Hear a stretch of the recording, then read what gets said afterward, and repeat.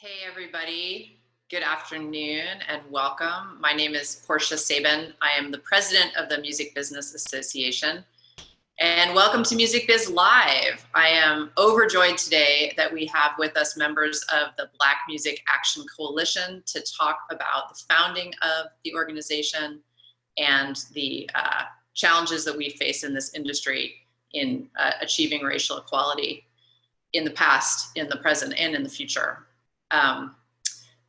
To get started, I would really like to read the bios of these three folks that we have on today.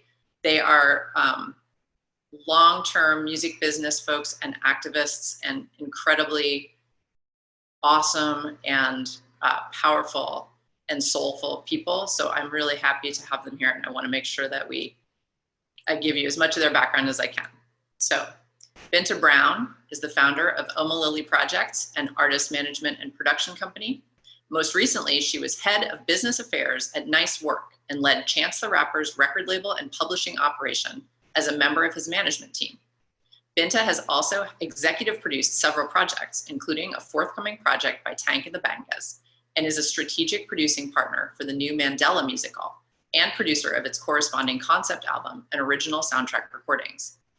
Binta separately manages Grammy Award-winning producer and artist Peter Cottontail and several other emerging artists. Prior to her career in music, Binta was a highly regarded international corporate lawyer and human rights advocate. She sits on multiple boards, including the American Theater Wing, Chicago Shakespeare Theater, and Merit School of Music, and is co-president and co-founder of the Black Music Action Coalition. Our second guest, Caron Veazey, managed and guided the career of Pharrell Williams from 2010 to 2019, architecting some of the most historic music and cultural highlights of the decade, including Happy, Blurred Lines, 7 Grammy Awards, 2 Academy Award nominations, and unprecedented collaborations in the fashion, art, business, and philanthropic arenas. She was previously general manager of I Am Other, Pharrell's creative collective. Under her leadership, this collective amassed 5 Cannes Lions Awards for creative and innovative excellence. She has held executive roles at RCA Records, Island Def Jam, Sony Music, V2 Records, and recently launched Something in Common, a boutique management and consulting company focusing in the music, film, art, and culture spaces. Born and raised in the South Bronx, Prophet began his long career as an activist as National Youth Director for Al Sharpton's National Action Network. He helped launch the organization's Youth Stop the Violence campaign as a teenager and also broke into acting, accepting roles in movies including Strapped and The Preacher's Wife. While at the Professional Performing Arts School in New York City, he started the Student Power movement to advocate for equal rights for students. At 17, Prophet accepted a 3-act production deal from Interscope Records and became the CEO of APE Entertainment. He is currently the CEO of 50/50 Music Group Management and guides the careers of R&B superstar Leighton Green and 1017 Records' first female artist, Asian Doll. In addition, he started a nonprofit organization called Breathe With Me and partnered with his sister to form Joseph's Ladder, 6 group homes for young men focused on teaching empowerment and entrepreneurship. Please join me in welcoming these 3 amazing activists and people and music industry executives to Music Biz Live.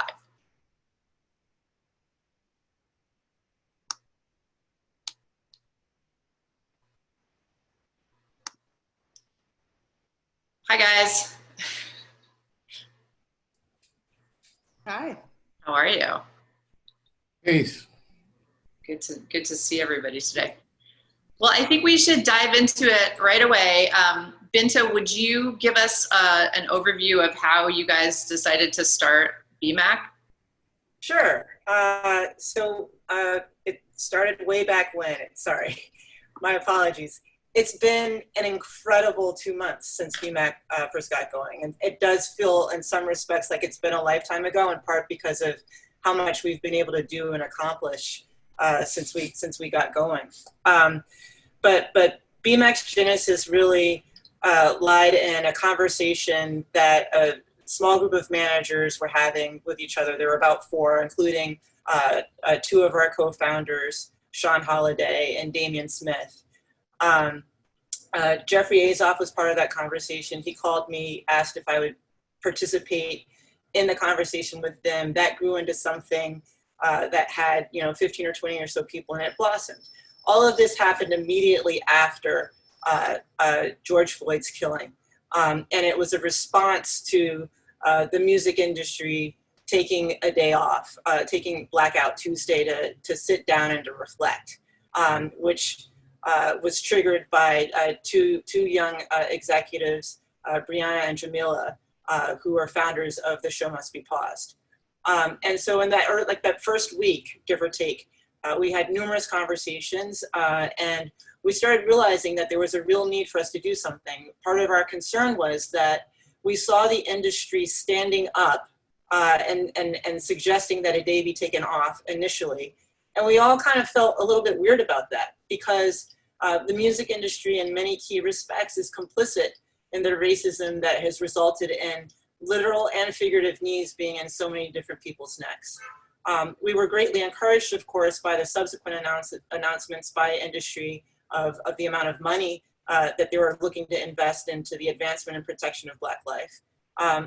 However, we still felt at that point that given who all of our artists are, given our artist contributions, given the amount of money and revenue we've generated for the music industry, that we needed to have a voice and be able to express ourselves. And so that was how it came together. It's 8 of the most extraordinary, or I should say 7, other than myself, 7 of the most extraordinary people, let alone managers and music executives in this business.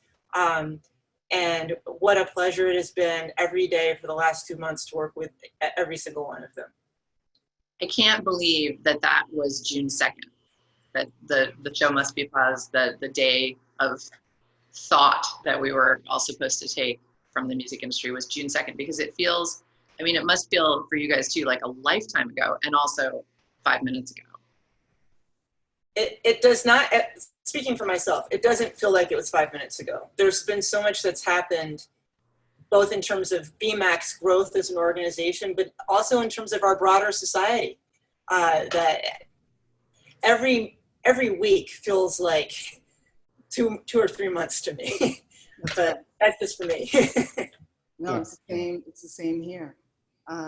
It feels like there's been a lot of time, that has gone by since everything, that's happened, and everything that happened in such quick succession. So I agree, but I'm glad we're here, and I'm glad we formed, and I'm glad we're able to, to push forward.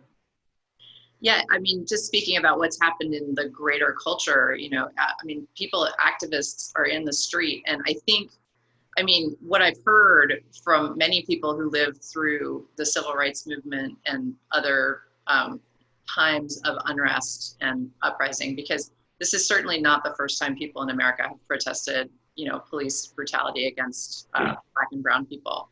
But this time feels different. People have reported that this time feels different, that this feels like a movement that's not going to just disappear overnight. And I hope that that's true for the greater culture and also for the music industry. I really think, like you mentioned, Binta, people pledged a lot of money right at first, which is great. Money is definitely a very important part of this. But I think we also really need to think about the challenges that exist in the music industry and in the rest of the world that need to be truly addressed and thought about and worked through. Prophet, I know that you are yourself a victim of police violence. And I know that a lot of people are who you otherwise wouldn't necessarily know. Yes, without question. First and foremost, thank you guys for having us and allowing BMAC this opportunity to share with your audience our plan, our initiative, our reason for being. So thank you for that. But the music industry is simply a reflection of society as a whole, right? So the same racism that exists within society kind of spills out in other industries, in every industry actually. In the music industry, it isn't immune to it. And from the inception of the music business, racism has been at the fabric of it. So if we're going to be serious this time about eradicating systemic racism and actually moving into that promise of America that we all still believe in, then we have to dig it up, deal with it in a real, honest way, and then move past it. What I think makes this time different with the George Floyd, a couple scenarios. One, there was a sort of undeniable, indisputable, irrefutable evidence of racism for 8 minutes and 46 seconds. And at that point, you are faced now with the decision on how does that affect your life? And what are you prepared to do to ensure that that doesn't happen again? So no, you couldn't just stand on the sidelines now and scream, I'm not a racist. You actually have to be an active participant in fighting racism. So when the music industry took that stance, then we said, perfect. Then let's start in-house. And let's make sure that we're doing a deep dive, a deep look into the business practices of the music industry to ensure that the change can start there and then be an example to other industries in terms of how this thing could and should be when it's more equitable for everyone. And I think we've learned too, I mean, in as much as George Floyd and Ahmaud Arbery and Breonna, have really been catalysts, for change. And a lot of people looking at, the footage that Prophet is referencing on George Floyd's murder and seeing that brutality and reacting to that brutality and saying, okay, we've got to do something. Okay, so there's the catalyst there, but the reaction is to the brutality. What do we do post-brutality? Because we've seen that before, right? So John Lewis, we talked about that. We've seen what happened after that. When the world saw what happened on that bridge, everybody went up in arms. Yes, yes, voting rights for everybody. Yes, civil rights for everyone. But what's the continuation of that? So, part of our job in our microcosm of the music industry is saying, as an advocacy organization, saying, okay, when the fervor might die down, post brutality, that we're going to be here, pushing forward the initiative and not forgetting. And to Caron's point, and in the spirit of John Lewis, it was that rage across the bridge, first, second, third, that then led to policy change. And see, that's the piece that we have to get to. We have to make sure that the protest in John Lewis's spirit, the protest actually leads to policy changing. So that's why BMAC want to, form is so that we can ensure that these things actually took place and that we actually can move to a place where Black people and brown people are treated fairly in this business and in society as a whole. And we have a responsibility, right? Yeah. We have a responsibility in a couple of different ways. Like John Lewis's passing, if you were to think about it in biblical terms, and I do, because it's a helpful framework for me. Like he ascended and left us with this movement and with the charge to basically be apostles of justice. And when you're left with a charge like that, you have to continue pressing on. And one of the things, like before George Floyd's killing, racism in the United States and the music business and industry has been treated as a political issue. And part of the consequence of treating it as a political issue means that voices have been stifled. Like the three of us sitting here and our colleagues at BMAC haven't been able to speak honestly and candidly about things we've experienced, things we've seen, things we know other people have experienced and seen, things we know are actually happening. We've been put in the position of experiencing racial gaslighting, and which is a form of abuse, actually, like and a form of emotional abuse where, like you feel like you can't speak. And so, this opened up the conversation that racism is not political. Racism is something that directly affects the humanity and dignity of a group of people in this country, and a group of people who are vital, who have made contributions, who haven't been able to participate in the contributions that we've made to society and to our industry. And that's part of where the responsibility comes from. Over 400 years.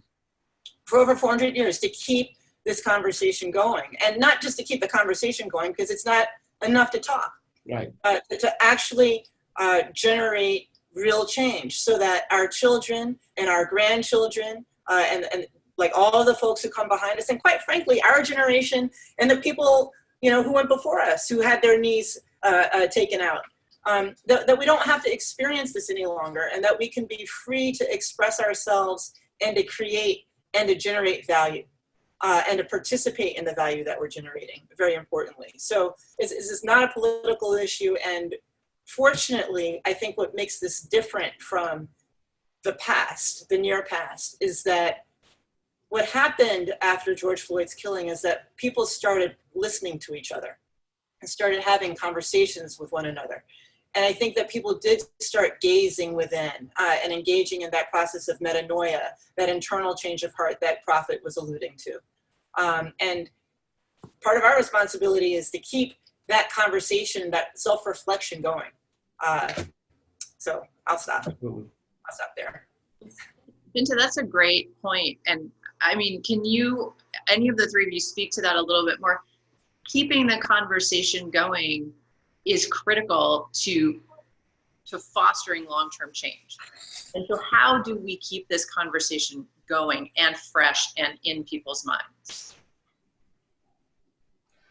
I think the conversation is critical. I think the type of conversations that we're having is critical. You see, because for so long, people have not wanted to deal with the ugly truth about America and how that relationship with Black people have played out. And because we haven't dealt with that in a truly honest way, then everything else have been Band-Aids, everything else have been Band-Aids over gunshot wounds, and never really dealing with the deep-rooted issue here, right? So the first thing to keep the conversation going, understanding what the conversation needs to be. And the conversation has to be a real one, an honest one, where America takes a real close look at itself in the history, and then let's dig that up. And let's really be honest about it, and then let's move to a better place. It's really that simple. Other nations have done this. We're working with Congresswoman Barbara Lee, who's leading the Truth, Racial Healing, and Transformation resolution that she's looking to get turned into a bill and a piece of legislation passed that for the first time will force America to have a Truth, Racial Healing, and Transformation Commission and deal with racism. And then that will lead to the HR 40 bill that deals with reparations. At that point, we can be serious about the change and then actually make it happen. And it's that same type of truth commission that's needed in the music industry, right? We need to understand it, understand Black people's relationship to this industry, the contribution Black people and culture has made to this industry, and how we have not benefited from it, and how every other culture has, right? And if we and how Black executives have not been allowed to participate in the success once a Black artist reaches a certain level. How Black artists have to be marginalized at a certain format at radio and then tested there before it go into a mainstream or a popular space. So all of these type of ideas have to be dismantled and then rebuild. If we're gonna have the conversation, I'm saying, Portia, it has to be an honest one, a real one. Right. And I think about all the time throughout my career is what I think about all the time is education. You know, when I ran a record label, educating artists was such a huge part of what I tried to do. When I started a podcast, I was trying to educate artists, because to me, an educated artist is a very valuable person. You know, I think you can't advocate for yourself well if you don't understand the business aspect of this business, because someone will come and take advantage of you. If you don't understand where all the money comes from, if you don't understand what rights you have, someone can come along and just take those away and you'll never know, because you're not, so it's empowering. Education is empowering. And I feel like that's a little bit, we have a little bit of a problem in this industry, similar to like the film and TV industry, because our business is sexy. You know what I mean? It's cool. And so the public, as a rule, I find, doesn't really want to see how the sausage is made. Do you know what I mean? They want to see the person who put up their song on YouTube and, 2 months later was a superstar, and they don't want to know anything about what happened in the middle. And I feel like we have a responsibility at this point in time in particular to educate people more about that, because otherwise these practices that happen in the middle that are not equitable aren't seen. And let's assume that people want to see that middle. Let's move to that place. Let's move to the place where we understand that no, people are interested. See, we've been fed that for so long that people just want. I think people would be extremely interested in understanding the story, understanding the journey, and particularly now in general, beyond race, just talking about an artist's journey, from A to Z. I think that story is extremely valuable, and people would pay attention to it. And so I think that middle part is more valuable than we have given the public credit for, in terms of whether they want to receive that. Because I think there's more people that want that than don't. I hope you're right. I think it's also interesting, I remember the whole thing about Taylor Swift when she moved labels, and, her fans got all up in arms because they're like, of course she should own her own masters. Like, of course artists should own their own masters. And it's like, okay, I see both sides of that argument. Yeah, theoretically they should, but do they have, if this artist doesn't have $17 million to put in at the beginning of their career, or however much money to put in. Or was $17 million put into the publishing to own it to begin with, right? So the conversation before we even get to that is the deal that was structured to begin with. And that's really, and that's really, like, even artists need to understand, not just what you're giving up, but what this whole thing is. And if the music industry don't get it right, you're gonna see more artists like Chance the Rapper. You're gonna see more artists doing direct-to-consumer deals, direct-to-consumer, and leaving out the music industry if we don't get this right. Because unlike other industries, this set of people, this set of artists at this place in time in history, not going for it. I guarantee you they're not. Things will not go back to business as usual. Not on this generation's watch. And look, there's a happy medium, like there's either or. We're creative, innovative human beings. Like part of the issue with the music industry, and part of the reason for the existence of BMAC, is that there were certain practices that got baked into precedent. Those practices were a function of racism. They were a function of plantation capitalism, Absolutely. right? They get baked into contracts, into traditions, into ways of thinking, and then it gets passed down through the generations, and people are told, this is just the way it's done. This is just the way the industry is supposed to be. And because of the hunger of artists and managers, not just artists, but also young managers too, who want to get in there, who want to make it.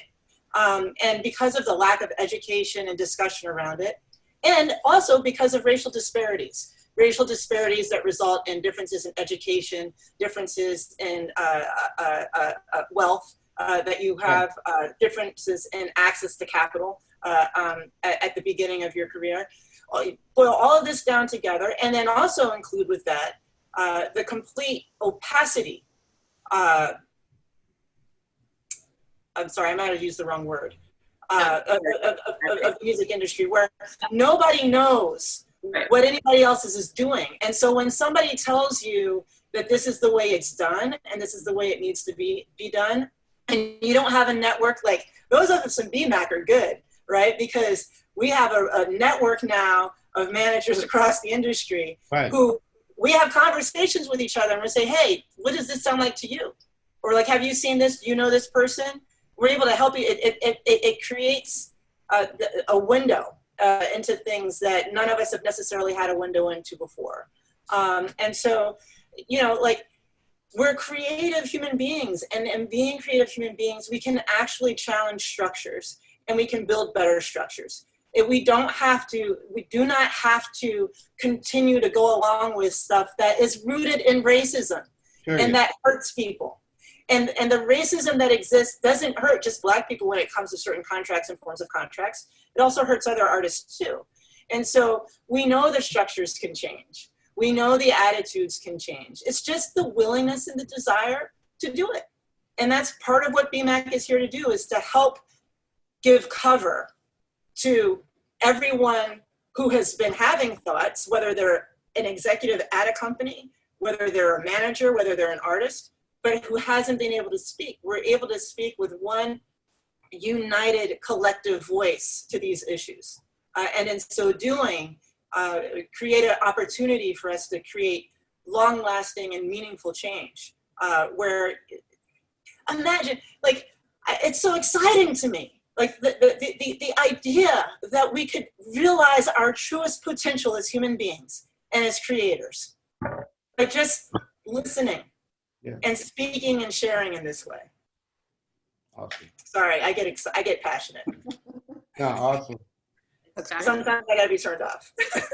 It's fabulous, and it is, you're absolutely right, Binta. It is possible, because look at the industry in the last 10 years. People have come into the marketplace and done incredible things. I just interviewed Veazey from Empire not that long ago. I mean, the way he's structuring things, he's doing it right. And he's doing it right from the beginning. He's treating his employees well. He's got a commitment to racial equity from the jump. So, you know, it's possible. And we are creative people in this industry. This is not rocket science. Like, we could actually change if we wanted to. And, you know, the issue that we can't ignore, and that is sort of the, you know, elephant in the room, is money and power, right? Because those who have money and power want to keep it, and they want to get more of it. And I feel like maybe that's just human. It's really annoying. It's distressing to me. I wish, you know, I can't understand. I mean, every day I think about, you know, someone like Jeff Bezos. It's like, how many trillion, he's a trillionaire. How many billions of dollars do you actually need? Like, don't you hit a ceiling at which it's like, okay, I'm taking care of my children, take care of my grandchildren, take care of great-grandchildren. I got all this other money. Like, what can I do with this? How can I redistribute this wealth? And I mean, I think that's a conversation we need to have in this country too, is how are we going to be? The redistribution of the wealth, I'm sorry, Portia, but the redistribution of the wealth conversation is definitely one we have to have in America. I mean, that is the reparation conversation, for sure. And even within the music industry, I mean, we're dealing with things, everything from artist contracts to legacy artist contracts. You know, once you start dealing with and exposing what's really happening within these buildings and within these systems for decades, really from the inception, is really disgusting, right? And I think if we use this time now, which is the first time I've been exposed, and I'm 42 years old, to this level of conversation about race, and like this level of it at this, it's phenomenal to me. I actually think this is really that time, that bend in America I speak about, that can actually lead to that promise of this country. I really think we're here. You know, I really believe that. And let's be really clear about something. And then I want to give some space to my sister Caron, because, you know, she's brilliant and she needs to be heard. Without question. It's not redistribution when you earned it in the first place. You know what I'm saying? Yeah. Like, when you earned it, when you worked and you were not paid for the work that you did, for the value that you created, when you did not participate in the profits, it is not redistribution. You earned that. Yeah. And as part of your humanity and your dignity as a human being, you are entitled by right, by natural right, to be compensated for the work that you do. Right. So let's not allow ourselves to be triggered or to be distracted by the term redistribution that some people are going to use, because reparations, the very idea of reparation comes from to repair.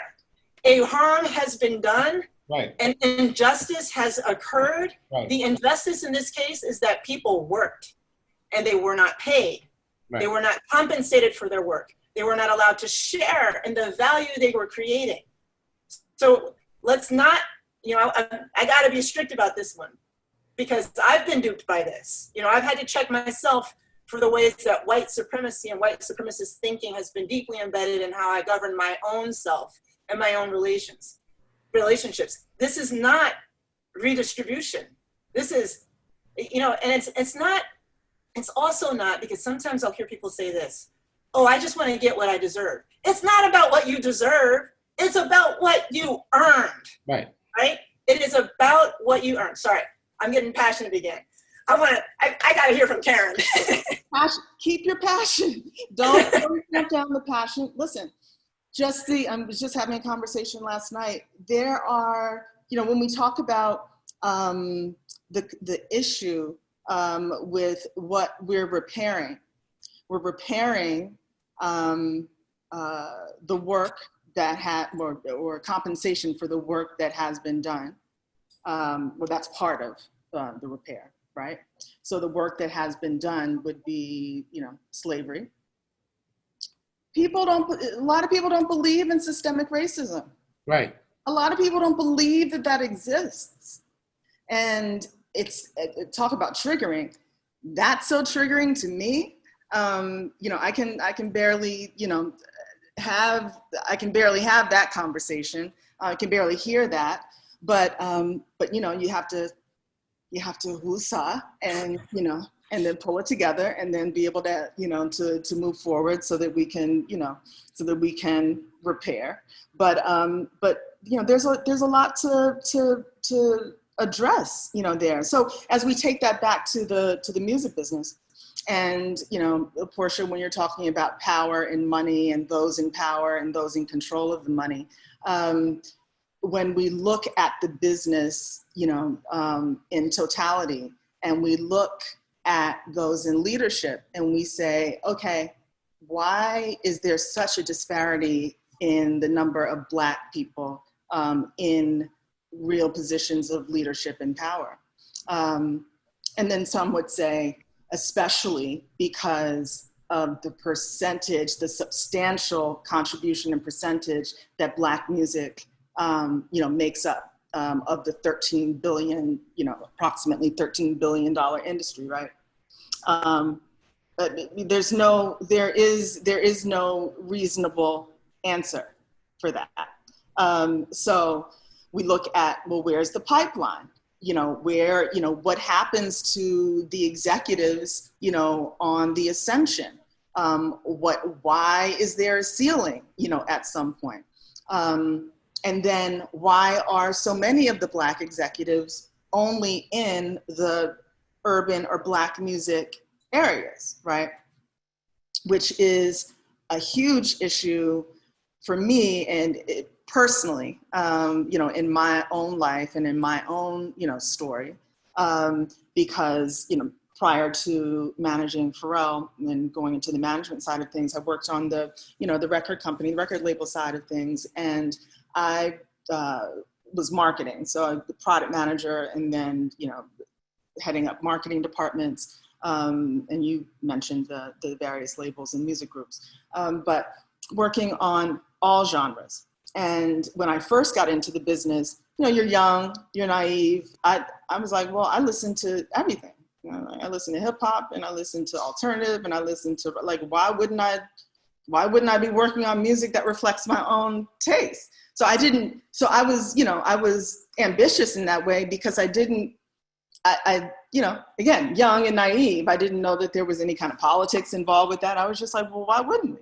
And then I worked with, at the very beginning, I worked with Dallas Austin, the producer who, worked on TLC and wrote, and huge celebrated producer, incredibly talented, R&B. But we would, go and listen to, Pearl Jam and I don't know, Alice in Chains and Soundgarden, and and people would be like, what? You like that too? I'm like, yeah, I like that too. So liked everything. And there would be counterparts of mine, white counterparts of mine who, liked the same things. So like Tribe Called Quest, also like Rage Against the Machine, also liked, so why should it be any different for a Black junior executive? So I digress a bit. but giving that kind of, giving a little color to it, to say, on the ascension from, you know, junior executives, you know, and forward, you know, what's happening with the ceiling? Why is there not more ascension?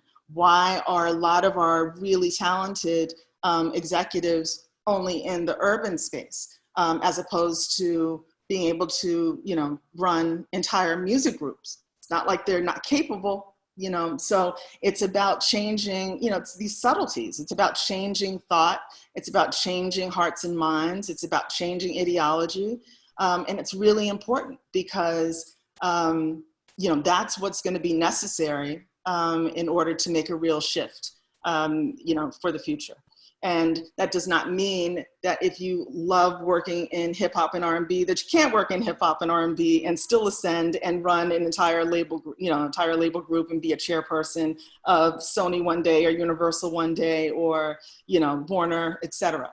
But it means that one should have the opportunity, even if one is Black, to be able to work across all genres and it, you know, it not be segregated in that way. And quite honestly, you know, that has not, we don't see that borne out, you know, right now, because we're lacking in the leadership or the opportunity for leadership.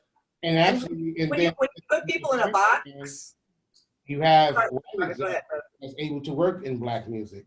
You have even sometimes head of urban departments aren't Black people. Right? That's right. That's the craziest part. It's not balanced. It's not the same way across the board. And when you put people in a box, what you're doing is you're keeping them from being able to breathe, right? When you put people in a box, what you're doing is you're stripping away their humanity and some of their essence. You know, you're saying you are just this. In practical terms, when you put people in a box, you're saying, we don't see you as being the chairman or the CEO of this company. We see you as being somebody who can let us know whether you've got the culture right, but we don't see you as being the, you know, like the person who controls the budget, who controls the money and how the money is being used. We don't see you as being the person who sits on the board or the person who structures the board. We don't see you as being, you know, the next, you know, take your pick of any of the leaders of the three majors, right? We're saying, we see you as just being this, and this is your place. And that's not good enough. It hasn't ever been good enough. It's most certainly not good enough now. And we will not allow it. We cannot allow this. None of us can allow this to persist. Because the reality is that when you do not have Black people in positions of leadership, and you don't see the totality of who a Black person is. You know, like, I'm like Caron. I love punk. You know, like, I'm a classically trained musician. You know, like I work in hip hop, which is a shock to everybody who has ever known me. You know, like before I got into the music business, like growing up. But, you know, I grew up studying music composition, conducting, and I went to conservatory. You know, so like when we're putting people in a box, we're denying some of the talent that our businesses need to thrive. When we put people into a box, not only are we denying some of the talent that our businesses need to thrive, but we're denying some of the thinking and the creativity. And why does this ultimately matter in a conversation about race? And by the way, from at least my perspective, race is the foundation of every conversation we're having in the United States right now. It is not a separate side issue. When we solve the race problem, and when we address the race problem, we're solving criminal justice problems. When we solve the race problem, we're solving hiring. We're solving housing issues. We're solving all of these, we're solving healthcare. All of these other issues, part of the reason why we haven't been able to solve them is because fundamentally we have a race problem, right? And so when you have in a media company, in an entertainment company, in a music company, only white voices making the ultimate decisions, and it's been especially that way for the last 20 years, then what we're doing is the stuff that's getting, you know, streaming is great because streaming has broken through and has allowed hip hop artists at least to find voice and to find audience in ways that they weren't finding before because of I guess because of the democratic essence of the platforms, right? But if you only have white folks who are deciding what's being listened to, what's being marketed, where it's being marketed, to whom it's being marketed, what is being said, and you're losing, you know, like the genius of a Caron. You know, like Caron, I'm so glad I just met Caron, but I feel like she's been my sister my whole life. You know, like Prophet, a brilliant, brilliant man. You know, like all of the people who are part of BMAC. If you don't have those kinds of voices at the tops, I'm not saying that either one of them wants to do this, so I'm not volunteering, y'all. I'm not gonna trying to get you in trouble. But like, if you don't have, you know, like these brilliant voices at the tops of these companies as part of the decision making, and in an integrated way, and I say integrated as opposed to diverse, or as opposed to, you know, inclusive, or any of the other buzzwords that are being used. I'm talking about integrated, integral. We are part of the fabric of these businesses and of this country. Then what you're doing is that you're basically amplifying a value throughout the rest of society.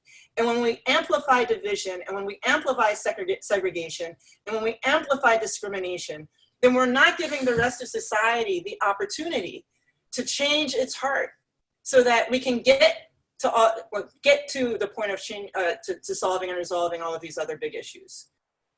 And when we need, yeah. And we can also look at studies, I mean, to Binta's point, that, you know, D&I, diversity and inclusion, bear out that you know, innovation, you make more money, you create better products when you have, you know, more diversity at the table. Right. So even if we had to break it down to only a financial conversation, you want more people, you want more Black people in positions of leadership because you're going to make more money. So. And I'll add to this. And, you know, BMAC, we have met with most of the DSPs. We've met with most of the publishers. We've met with agencies. And we've met with the major labels task force. Most of the labels have developed awesome task force with some of the most brilliant minds in this country and some from across the world that have been working within the industry. But because of their dedication, see, this is what I was talking about earlier to Binta, earlier comment I made about her. The compassion and the willingness of Black people to still be believing in this America after all the hell that Black folk have endured in this country. We are still believing in the democratic process of voting. We are still believing that change can show up. With all of the hell, you have Black folk who during COVID, when other folks took the time off and went to summer houses and went to take their family, protect their family and all in country homes and all of this kind of business, Black folk was forming task force to teach their businesses what's needed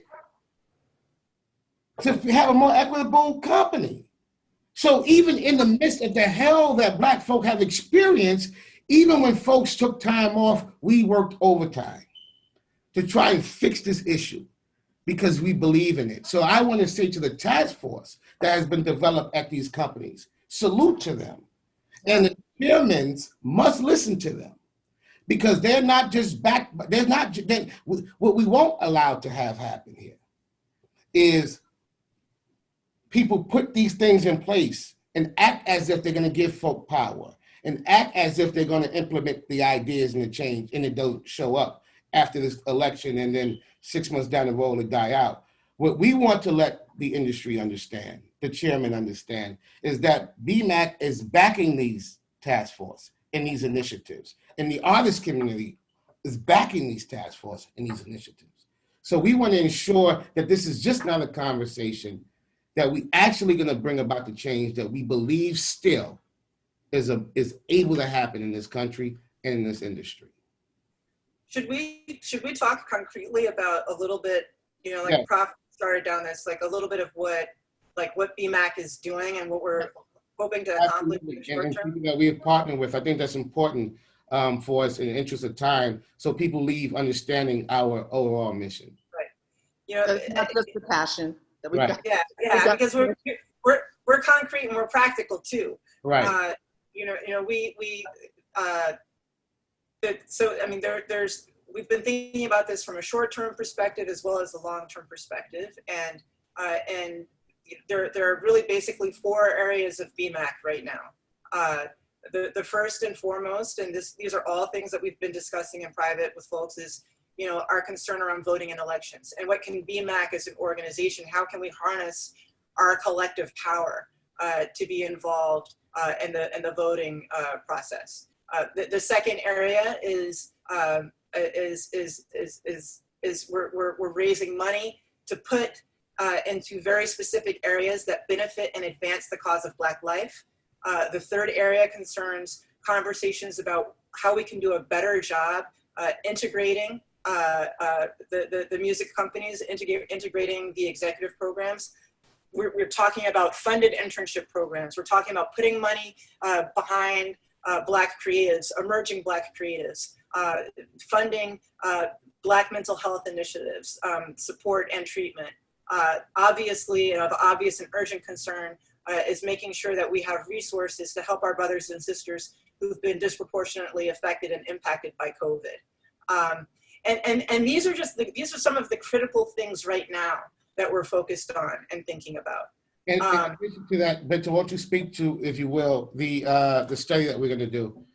Sure. So we are, I don't want to say which academic institution right now because we don't have their clear permission to say this, but we're working with an elite, I don't want to say elite, but they are elite, a highly regarded academic institution is working with us to conduct an independent study on the music industry, understanding, like the story, like really digging deep, like understanding the racist practices, like also looking at, like disparities in pay for Black executives versus white executives, understanding retention, recruitment, discretion, who has it, who doesn't, why do Black executives leave, how are Black executives hired and brought through the pipeline, what are the opportunities for Black executives who are in music industry adjacent fields to get into the music business, because sometimes something that we see a lot of is folks who like decide they want to work in music and they've had big careers doing something else and they just sort of seamlessly glide on in, but not necessarily if they're Black.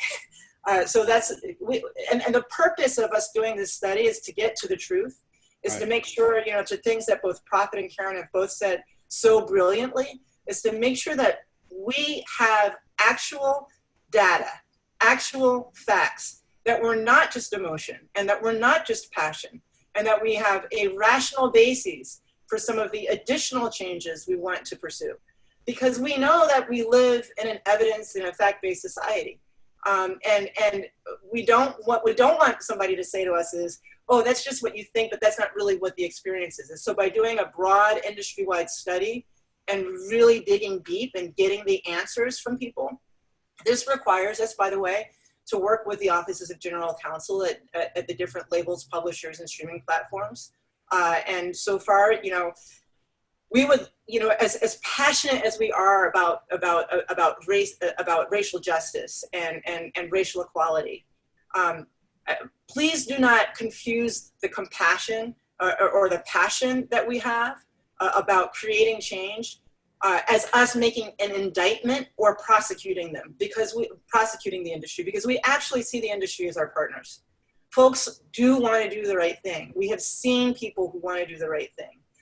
They're working with us, they're listening to us. Sometimes they're riffing with us and they're saying, it's great, BMAC, that you're thinking about doing that, but have you also thought about doing this? And what if we did this, this, and this? And so it's a really creative and beautiful moment where, there's a meeting of minds in terms of the kinds of things that we can do. I don't want to take up so much airtime. I would love, like Caron or Prophet, if I've missed anything in terms of what our agenda is and what we're substantively about as an organization, please fill in the blanks.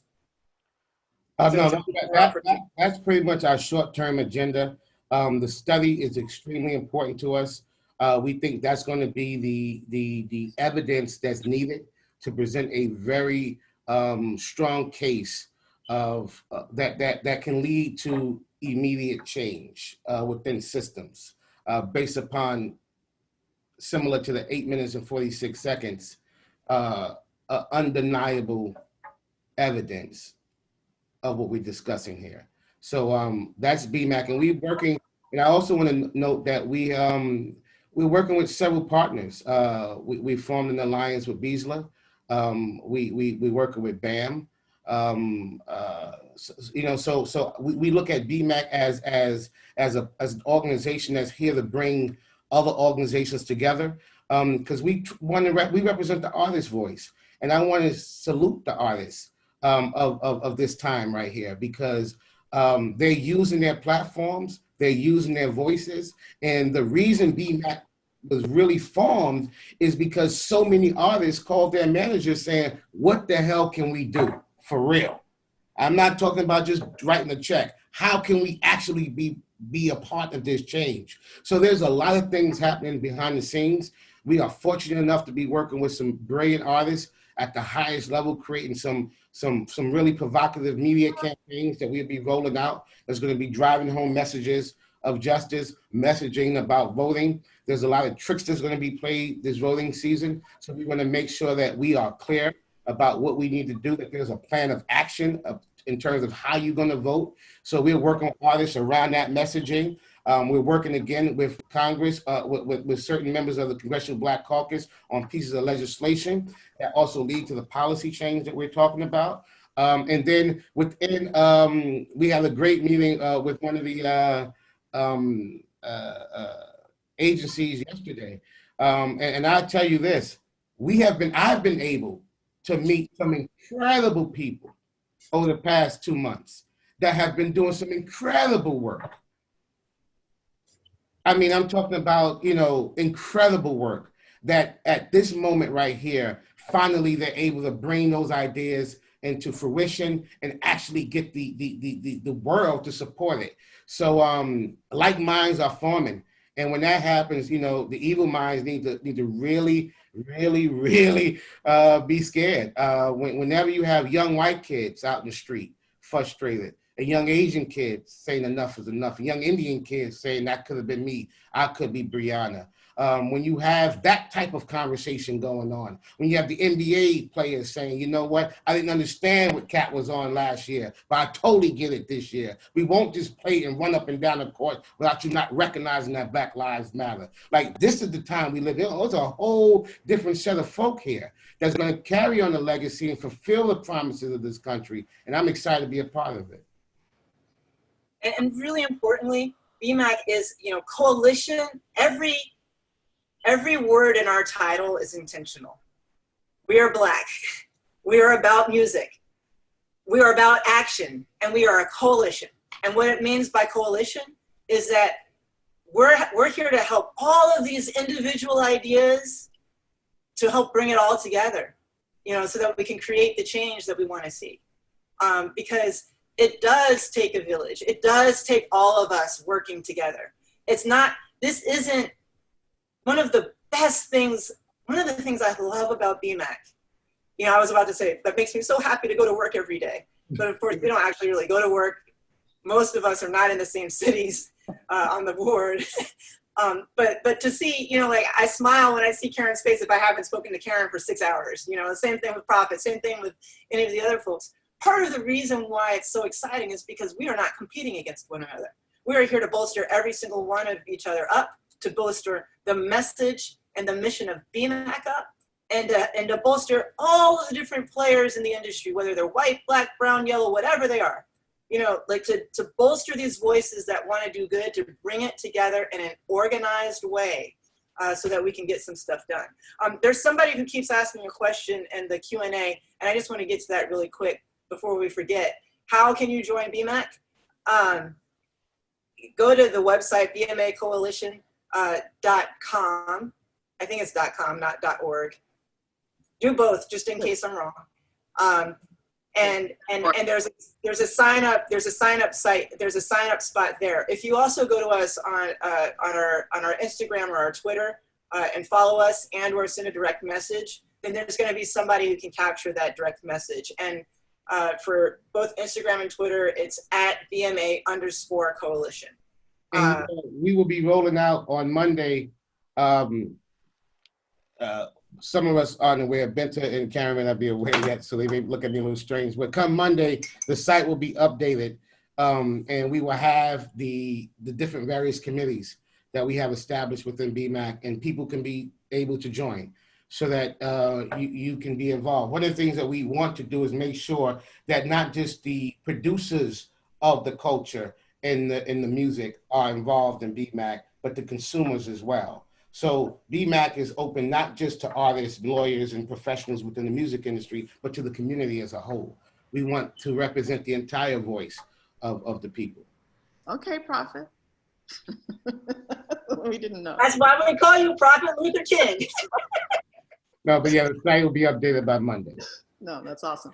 Well, we have a hard stop coming up, so I want to make sure that we actually get everybody to, go on to their next thing on time. We're so blessed, honored, and lucky to have the three of you here with us today and doing this incredible work. I can't wait to see what you guys do in the future. Can't wait to see what we all do together. Absolutely. Thank you so much. Thank you, Portia. And before we leave, I definitely got to give a shout out to the rest of our board members. Yes. Special thanks to Sean Tubby Holliday, Courtney Stewart, Damian Smith, Ashana Ayers. These are great people. Jamil Davis. Jamil Davis. Can't forget Jamil. And then to our newly formed BMAC Executive Leadership Council.